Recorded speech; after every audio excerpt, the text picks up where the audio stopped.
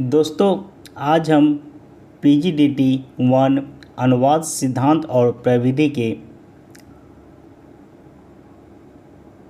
Class पर चर्चा करेंगे। पीजीडीटी 1 का जो विषय है अनुवाद सिद्धांत और प्रविधि। आज पार्ट 1 यानी पहली कक्षा होगी, जिसमें अनुवाद का अर्थ एवं अनुवाद की परिभाषा के बारे में हम चर्चा करेंगे।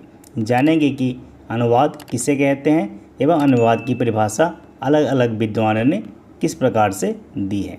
तो चलिए शुरू करते हैं। सबसे पहले ऊपर आप देख सकते हैं अनुवाद का अर्थ एवं अनुवाद की परिभाषा। जब आप पीजीडीटी का बुक देखेंगे तो आपको काफ़ी सारे बड़े में 2-3 पेज का आपको अनुवाद का अर्थ और अनुवाद की परिभाषा देखने को मिल जाएगी। उसी से मैं अनुवाद का अर्थ एवं अनुवाद की परिभाषा को काफ़ी शॉर्ट में इसे बड़े अच्छे तरीके से लेकर आया हूँ, जिससे आपको कम समय में 2-3 या 10 लाइन में ही आपको समझ में आ जाए कि अनुवाद किसे कहते हैं, अनुवाद की परिभाषा अलग अलग विद्वानों ने क्या क्या दी है, जिससे आपको अनुवाद का अर्थ एवं इसकी परिभाषा को परीक्षा में लिखने में काफ़ी ही आसानी हो सके। तो चलिए देखते हैं। सबसे पहले हम अनुवाद का अर्थ जान लेते हैं कि अनुवाद किसे कहते हैं। अनुवाद का अर्थ क्या होता है? अनुवाद शब्द अनु तथा वाद शब्द से मिलकर बना है। यानी अनु और वाद, यहाँ 2 शब्द हैं, प्रत्यय और उपसर्ग है।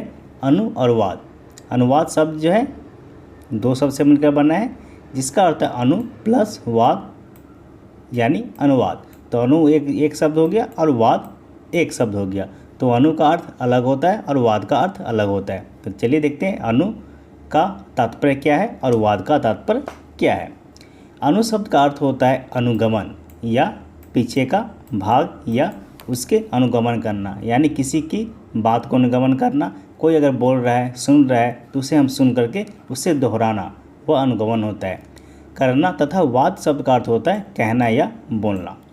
अतः एक भाषा में कही गई बात को दूसरी भाषा में ले जाने की प्रक्रिया ही अनुवाद कहलाता है।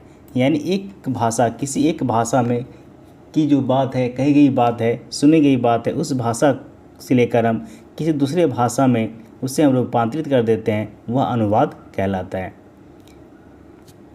अनुवाद को अंग्रेजी में ट्रांसलेशन कहा जाता है। ट्रांसलेशन शब्द का से ही हमें परिचित होता है कि ट्रांसलेशन यानी एक भाषा को दूसरी भाषा में रूपांतरित करना, एक भाषा से दूसरी भाषा में बदलना ट्रांसलेशन यानी अनुवाद कहलाता है। अनुवाद वह प्रक्रिया है जिसके द्वारा हम एक भाषा में व्यक्त विचारों को दूसरी भाषा में व्यक्त करते हैं। जिस भाषा से अनुवाद किया जाता है उसे स्रोत भाषा, यह आपको परीक्षा में पूछा जाता है कि स्रोत भाषा किसे कहते हैं और लक्ष्य भाषा किसे कहते हैं। तो जिस भाषा का हमें अनुवाद करना है, यानी जिस भाषा, मान लीजिए हमें हिंदी से अंग्रेजी अनुवाद करना है, तो हमें जो हिंदी होगा वह स्रोत भाषा होगा और जो अंग्रेजी हम अनुवाद करेंगे वह हमारा लक्ष्य भाषा होगा। या अंग्रेजी से हिंदी जब अनुवाद करना होगा तो अंग्रेजी हमारा स्रोत भाषा होगा और हिंदी हमारा लक्ष्य भाषा होगा।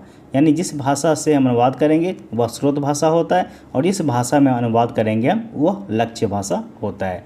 इसके ऊपर भी प्रश्न पूछे जाते हैं। तो उसे स्रोत भाषा तथा जिस भाषा में अनुवाद किया जाता है उसे लक्ष्य भाषा कहते हैं। यह काफ़ी बार प्रश्न पूछा जाता है कि स्रोत भाषा तथा लक्ष्य भाषा का परिभाषा बताइए, या स्रोत भाषा किसे कहते हैं और लक्ष्य भाषा किसे कहते हैं। यह आपको पीजीडीटी 1 में पूछा जाता है। चलिए अगले चलते हैं। तो अनुवाद का अर्थ आपको पता चला। चलिए मैं एक बार से फिर से समझाता हूँ। अनुवाद शब्द अनु तथा वाद शब्द से मिलकर बना है।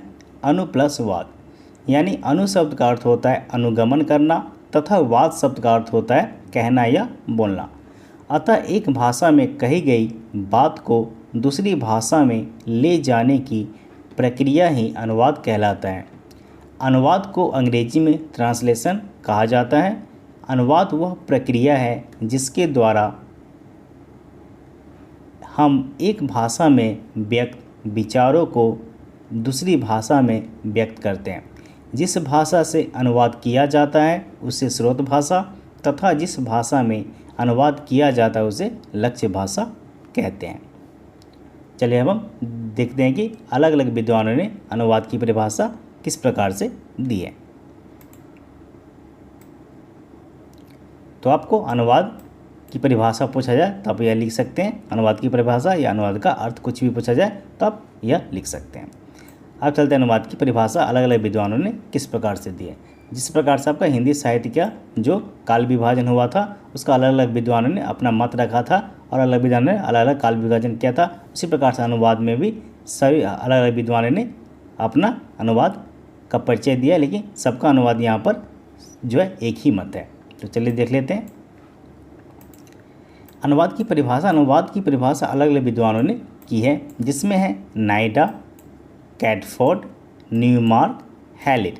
चलिए पहले नाइडा का परिभाषा देख लेते हैं। नाइडा द्वारा दी गई अनुवाद की परिभाषा, अनुवाद का तात्पर्य है स्रोत भाषा में व्यक्त संदेश के लिए लक्ष्य भाषा में निकटतम, सहज, समतुल्य संदेश को प्रस्तुत करना। यह समतुल्यता पहले तो अर्थ के स्तर पर होती है, फिर शैली के स्तर पर। यानी अनुवाद का तात्पर्य है स्रोत भाषा में व्यक्त संदेश या वाक्य को लिए लक्ष्य भाषा में निकटतम, सहज, समतुल्य संदेश प्रस्तुत करना, यानी स्रोत भाषा से लक्ष्य भाषा में प्रस्तुत करना। यह समतुल्यता पहले तो अर्थ के स्तर पर होती है, फिर शैली के स्तर, यानी अर्थ भी होती है और शैली के स्तर पर भी होती है। यानी स्रोत भाषा से लक्ष्य भाषा में परिवर्तित करना ही अनुवाद कहलाता है। यह नाइडे के परिभाषा है। अब हम चलते कैटफोर्ड की। एक भाषा की पाठ्य सामग्री को, यानी एक भाषा की पाठ्य सामग्री को दूसरी भाषा की समानार्थक यानी समानता सिमिलरली पाठ्य सामग्री से प्रतिस्थापित करना ही अनुवाद है। यानी एक भाषा की पाठ्य सामग्री को दूसरी भाषा की समानार्थक या सिमिलर, मान लीजिए समानार्थक का अर्थ होता है सिमिलर या समानार्थी, पाठ्य सामग्री से प्रतिस्थापित करना ही अनुवाद कहलाता है। यह कैटफोर्ड का मत था। अब हम चलते हैं न्यूमार्क की। न्यूमार्क जी ने क्या कहा है, अनुवाद एक ऐसा शिल्प है जिसमें एक भाषा में व्यक्त संदेश के स्थान पर दूसरी भाषा के उसी संदेश को प्रस्तुत करने का प्रयास किया जाता है। अनुवाद एक ऐसा शिल्प है जिसमें एक भाषा में व्यक्त संदेश के स्थान पर दूसरी भाषा के उसी संदेश को प्रस्तुत करने का प्रयास किया जाता है। यानी एक भाषा से लेकर जो स्रोत भाषा है उसी भाषा को लेकर लक्ष्य भाषा में उसी संदेश में प्रस्तुत करने को अनुवाद कहा जाता है। अब चलते हैं अगले विद्वान पर। अगला विद्वान था हैलिडे। हैलिडे जी ने क्या कहा है, अनुवाद एक संबंध है जो दो या दो से अधिक पाठों के बीच होता है। अनुवाद एक संबंध है जो दो या दो से अधिक पाठों के बीच होता है। ये पाठ समान स्थिति में समान प्रकार संपादित करते हैं। अनुवाद एक संबंध है जो दो या दो से अधिक पाठों के बीच होता है। ये पाठ समान स्थिति में समान प्रकार संपादित करते हैं। यानी सब जो है अपनी मत अलग अलग घुमा फिरा कर दी है, लेकिन सबका मत एक ही है कि जो स्रोत भाषा है उस भाषा को लक्ष्य भाषा में परिवर्तित करना या परिवर्तन करना, बदलना ही अनुवाद कहलाता है। तो आपसे प्रश्न पूछ लिए जाते हैं कि नाइडा का अनुवाद की परिभाषा नाइडा ने क्या दी थी, या कैटफोर्ड की अनुवाद की परिभाषा बताइए, न्यूमार्क की अनुवाद की परिभाषा बताइए। हिलेले के अनुवाद, यहाँ पर मैंने सिर्फ हिंदी में लिखा, उन्होंने इंग्लिश में कहा था, उसका अनुवाद में हिंदी में ही हमें दिया गया है, तो आपको इंग्लिश में भी वहाँ पर लिखना होगा। अगर आपका परिभाषा एक एक करके पूछ दिया जाए तो आपको बुक्स में मिल जाएंगे। तो आज हमने अनुवाद का अर्थ एवं अनुवाद की परिभाषा के बारे में जाना। अगर आपके परीक्षा में पूछे जाते हैं कि अनुवाद का अर्थ एवं अनुवाद की परिभाषा बताइए, तो आप इसे लिख करके बड़े आसानी से अच्छे मार्क्स ला सकते हैं। तो आज हमारा PGDT 1 अनुवाद सिद्धांत और प्रविधि का क्लास 1 था। इसी प्रकार हम अगले क्लास लेकर आएंगे और PGDT 1 का क्लास हमारा चलता रहेगा। इसका बाद हम PGDT 2 का क्लास भी लेंगे, PGDT 3 का भी लेंगे, 4 का भी लेंगे और 5 का भी लेंगे, जिससे आपको PGDT के कोर्स को करने में काफ़ी आसानी हो सके, क्योंकि पीटीटी जब पहली बार लोग करते हैं तो उन्हें काफ़ी सारी मुश्किलों का सामना करना पड़ता है, क्योंकि इसमें अंग्रेजी से हिंदी अनुवाद और हिंदी से अंग्रेजी अनुवाद करना होता है, जिसमें अनुवाद का जो कार्य है वो काफ़ी मुश्किल लगता है। तो इस चैनल को माध्यम से आप पीटीटी का कोर्स करने में आपको काफ़ी सारी सहायता मिल सकती है। तो आज के लिए इतना ही। अगर आप हमारे चैनल पर नए हैं तो चैनल को सब्सक्राइब कर दें, जिससे हमारी आने वाली वीडियो आपको मिलती रहे।